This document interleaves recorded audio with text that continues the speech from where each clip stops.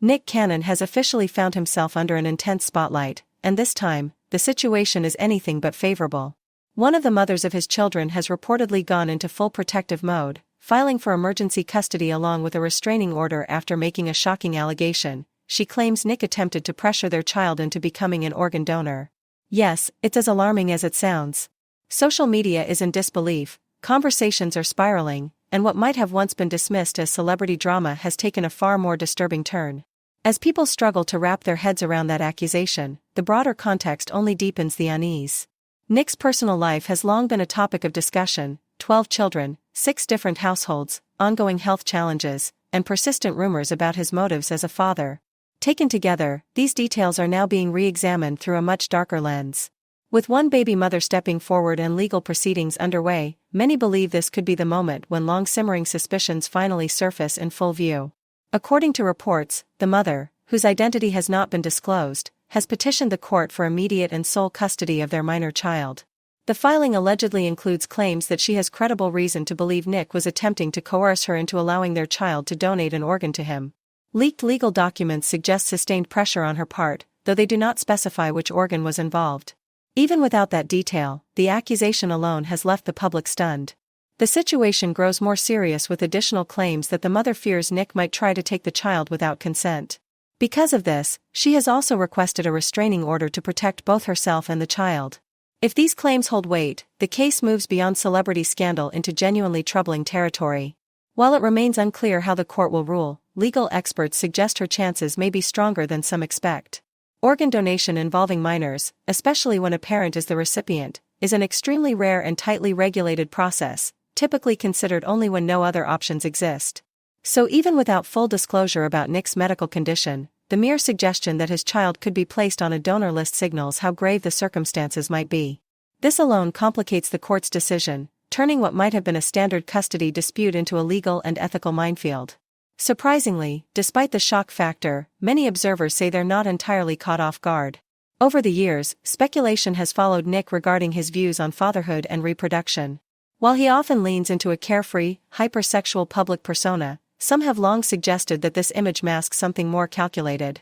Whether those whispers hold any truth remains to be seen, but with these new allegations, the narrative surrounding Nick Cannon has undeniably taken a darker, more unsettling turn. According to what's been circulating behind the scenes, some sources believe this was never random at all. The theory being whispered is that he intentionally continued having children so that, if the day ever came when he needed a transplant or some kind of medical intervention, he'd have multiple biological options available. And now, with everything unfolding the way it is, people are starting to wonder whether that day has arrived, just as planned. A noticeable shift happened after his most recent child was born in 2022. That's when public perception really began to change. People started asking uncomfortable questions, because let's be honest, there's no realistic way for one person to be fully present for 12 children living across 6 separate households. Add in a non-stop career, constant travel, and public obligations, and the image of the endlessly devoted, hands-on father starts to crack. What he's been selling no longer lines up with what people are actually seeing. How he even keeps track of everyone is a mystery, but one thing he's always been upfront about is his rejection of monogamy. He said outright that he doesn't believe it's healthy, framing it as something tied to control and possession rather than love. At the time, that statement felt like a philosophical stance. Now, people are starting to think they finally understand the real motivation behind it. Before diving deeper into the more unsettling implications, it helps to slow things down and actually map out the timeline. When you lay out the children and their mothers in order, the situation becomes far more sobering. He was married to Mariah Carey from 2008 to 2016, though she filed for divorce in 2014 and the legal process dragged on for years. During their marriage, they welcomed twins in 2011, a son, Moroccan, and a daughter, Monroe. Some speculate that Mariah saw warning signs early on, which is why she removed herself and her children from the situation. If that's true, it would explain why everything escalated so dramatically after the marriage ended. Once divorced, he moved on quickly. By 2017, he and Brittany Bell had their first child together, a son named Golden. In 2020, they welcomed a daughter, Powerful Queen. Then in November 2022, Brittany gave birth again, this time to a son named Rise Messiah. Around the same time, he was also building a family with Abby de la Rosa. They share twins, Zion and Zillion, and later welcomed a daughter, Beautiful Zeppelin, born in November 2022. There's also Alyssa Scott. Their son, Zen, tragically passed away from brain cancer as an infant, a devastating loss that briefly slowed the narrative before it surged forward again. Despite that heartbreak, they later welcomed a daughter, Halo Marie, in December 2022. He also shares a daughter, Legendary Love, with Brie Tac, born in June 2022, and another daughter with Lanisha Cole, born in September 2022. And if that wasn't already overwhelming, 2021 alone defies logic. In that single year, 3 children were born with 2 different women. One of them was Zen, who later passed away. Then somehow, between 2021 and 2022, the situation escalated even further: 5 children, 5 different women, all within roughly the same year. 2 of those babies were born in the same month. September didn't just arrive once, it arrived twice, back to back, with overlapping birth announcements that barely had time to settle before the next one dropped. When you actually stop and do the math, it becomes impossible to ignore. 8 of his children are under the age of 6. 8 young lives, toddlers and infants, spread across different homes, routines, and emotional ecosystems. At some point, this stops looking like reckless celebrity excess and starts feeling like something much more deliberate. It's no longer just chaos. It's no longer just unconventional. Whether he wants to admit it or not, the pattern is loud, and it's giving undeniable breeding fetish energy. And that's exactly why people stopped calling it chaos. Chaos suggests things spiraled accidentally, without planning or control.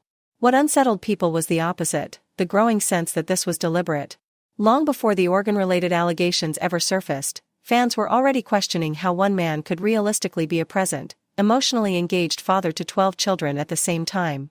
Not just someone who provides financially, not someone who pops in for milestone moments when cameras are rolling, but a father who is actually there. The kind who helps with homework, attends doctor visits, knows which child hates broccoli, which one sleeps with the light on, which one cries when routines change. Real parenting. People weren't judging simply because the number was high, they were struggling to understand the logistics, the emotional math of it all. How do you divide yourself into 12 equal pieces without someone inevitably being left with less? What made the discomfort deepen was the fact that Nick didn't dodge these concerns. He addressed them head-on, and in doing so, made things feel even more unsettling. He stated multiple times that every one of his children was planned. No accidents. No surprises. No, things just happened. Every birth was intentional. He spoke about it with confidence, almost clinically, like he was outlining a strategy rather than discussing human lives. I take full responsibility, he said. Any woman I have unprotected intimacy with, there's a chance of a child. On the surface, that can sound accountable, even mature. But the more he explained, the colder it began to feel. He went on to say that removing protection was never casual for him.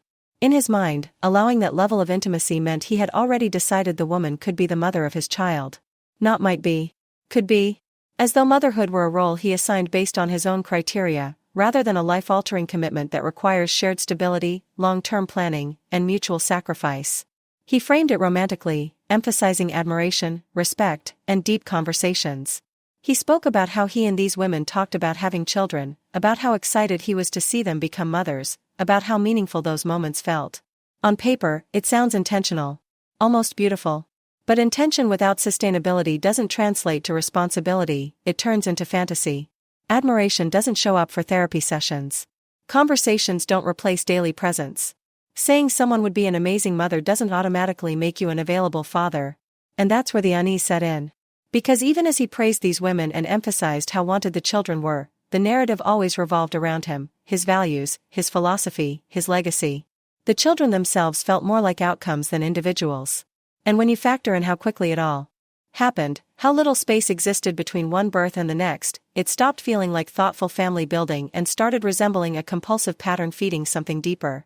Things took an even darker turn when insiders began whispering that there may have been another motive at play, one never discussed publicly. A plan that went beyond shared dreams and admiration. A plan rooted in numbers, legacy, and control. Because when 5 women give birth within the same year, that's not coincidence. That's coordination. Even if the women weren't coordinating with one another, the central figure was. And that raised uncomfortable questions about power dynamics. About influence. About whether these women were making fully independent, informed choices, or whether they were being drawn into a narrative that sounded empowering on the surface but left them carrying the long-term emotional and physical weight alone. At that point, the conversation shifted beyond gossip. People started asking harder questions, about emotional labor, about absence. What happens at 3 a.m. when a baby won't stop crying and the father is in another state with another family? What happens when a child starts asking why their siblings live somewhere else, why their dad can't attend every school event, why love feels divided? Nick often emphasized financial provision, but money has never been the core of parenting. Children need more than resources, they need consistency. They need presence. They need to feel chosen every day, not just at the moment they're conceived. The timeline itself was troubling. Overlapping pregnancies meant multiple women navigating one of the most vulnerable periods of their lives at the same time, all tied to the same man. Pregnancy isn't just baby kicks and glowing photos, it's fear, hormones, medical risks, exhaustion, and identity shifts. And while Nick spoke about admiration and excitement, critics couldn't help but wonder who was actually there during the hardest moments. Who drove them to appointments? Who sat with them through anxiety-filled nights? Who showed up when there were no cameras, no interviews, no applause, just real life demanding real presence? And then there are the children, the ones who never asked to be born into something this layered and complicated. 8 kids under the age of 6 isn't just a statistic, it's a developmental reality. Those are years when children need constant reassurance, stability, and deep emotional bonding. These are not low-maintenance seasons of life. Presence matters more than words, more than future promises. And no matter how well-intentioned someone may be, time has limits. Energy has limits. Emotional bandwidth has limits. You cannot multiply yourself into 12 fully present fathers. At some point, something, or someone, inevitably gets less. That's why the breeding fetish conversation didn't appear out of thin air. It wasn't just cruelty or internet shock culture doing what it does best. It came from people recognizing a pattern, one that seemed to prioritize creation over cultivation. There was visible excitement around conception, announcements, and expansion, but far less clarity around how each child would be raised with equal care and consistency long-term. When critics pointed this out, the response often leaned heavily on ideas of choice and personal freedom. And while autonomy absolutely matters, it doesn't erase responsibility. Choice doesn't neutralize consequence. You can choose freely, and still be accountable for the ripple effects of those choices. The situation also cracked open a larger discussion about masculinity and legacy. About the old belief that a man's value is measured by how many children he produces, how widely his DNA spreads, how many people carry his name forward. It's a worldview that's been around for centuries, now repackaged in softer language and framed as openness or empowerment. But to many, it felt outdated, almost regressive, especially in a time when emotional intelligence, hands-on parenting, and accountability are increasingly seen as markers of true maturity. It felt like watching someone cling to an old blueprint for manhood while insisting it was something new. What made it all even more unsettling was how calm it was presented. No explosive confessions. No public meltdowns. Just smooth interviews, composed explanations, and a steady confidence that suggested control. Chaos usually looks disorganized and frantic. This didn't. This felt structured. Intentional. Almost strategic. And that's where the discomfort really settled, not in the sheer number of children, but in the growing sense that this wasn't spinning out of control. It was unfolding exactly as intended. By the time the Oregon situation entered the conversation, public perception had already shifted. People weren't just surprised anymore, they were genuinely concerned. They were trying to reconcile the image of someone who spoke eloquently about responsibility with a reality that seemed unsustainable for everyone involved except him. As more details surfaced, it became clear this wasn't just about unconventional family dynamics. It was about power, decision-making, and what happens when reproduction is treated as a personal philosophy rather than a shared, lifelong commitment. Because in the end, the question was never whether the children were wanted at the moment they were conceived. The real question was whether love, attention, and stability could be maintained at this scale over decades, not just through headlines and baby announcements. Children grow up. They ask questions. They remember. One day, every single one of them will be old enough to look back at this timeline and draw their own conclusions. And when that happens, explanations rooted in planning and admiration may not be enough. Adding another layer to all of this is something that often gets overlooked but cannot be ignored: Nick's long-standing health struggles. These aren't rumors or internet exaggerations. He has been living for years with lupus, a serious, chronic autoimmune disease that doesn't just cause occasional fatigue but actively turns the body against itself. It has landed him in the hospital multiple times with life-threatening complications, including kidney failure and severe inflammation. These aren't minor setbacks, they're events that force someone to confront mortality head-on. Living publicly while managing a condition like that means always knowing your body may not cooperate long-term. In a 2017 interview, he spoke with striking honesty about his own lifespan, admitting that he didn't expect to live as long as most people assume they will. It didn't feel performative or dramatic, it felt like realism from someone who had seen enough hospital rooms to understand his limits. That statement stuck with people, especially when viewed alongside everything that followed. What once sounded like pessimism now feels more like a sober assessment informed by years of medical reality. Living with lupus isn't just about symptom management, it's about constant strategic decision-making around survival. Treatments can fail. Medications can protect one organ while damaging another. The immune system becomes unpredictable. So when whispers emerged suggesting that having children might intersect with medical contingency planning, it made people deeply uncomfortable. The idea itself crosses a line, blurring the boundary between parenthood and preparation for illness. Even if that was never the intention, the fact that such speculation feels plausible to some speaks volumes about how dire and complex life can become when someone feels time may not be on their side. What pushed people from uneasy curiosity into genuine alarm was an insider claim about Nick's interest in cord blood at the time of the births. That detail changed everything. Cord blood isn't incidental or meaningless, it contains stem cells that researchers have studied for years because of their potential to treat autoimmune conditions, including lupus. Some studies even suggest umbilical cord stem cells may be more promising than bone marrow stem cells, largely because they're less likely to be rejected by the body. For someone living with a disease where the immune system is constantly attacking itself, that distinction matters more than most people realize. Medical research has long pointed out why cord blood stem cells generate so much hope in lupus treatment. These cells are considered more flexible, less inflammatory, and better at calming immune responses rather than triggering them. In theory, they can help reset parts of the immune system, something lupus patients desperately need. For a person who has already survived kidney failure, repeated hospitalizations, and serious complications, the appeal is obvious. It represents possibility, a sense of control, maybe even extra time. But hope has a way of blurring ethical lines, especially when medical desperation, family planning, and public scrutiny all intersect. That's where the narrative becomes even more complicated. If stem cell treatments were effective or promising enough, why would the conversation now include something as extreme as organ transplantation? For many observers, that raised red flags. It suggested that whatever treatments or experimental options may have been explored either didn't work, or didn't work well enough. Lupus is unpredictable like that. A therapy that helps one patient can do absolutely nothing for another, and sometimes the disease appears manageable until it suddenly isn't. That uncertainty alone can push people toward options they never thought they'd consider. Then came the public pivot. Almost as soon as the rumors gained traction, Bree Tacy stepped forward in his defense. Not cautiously.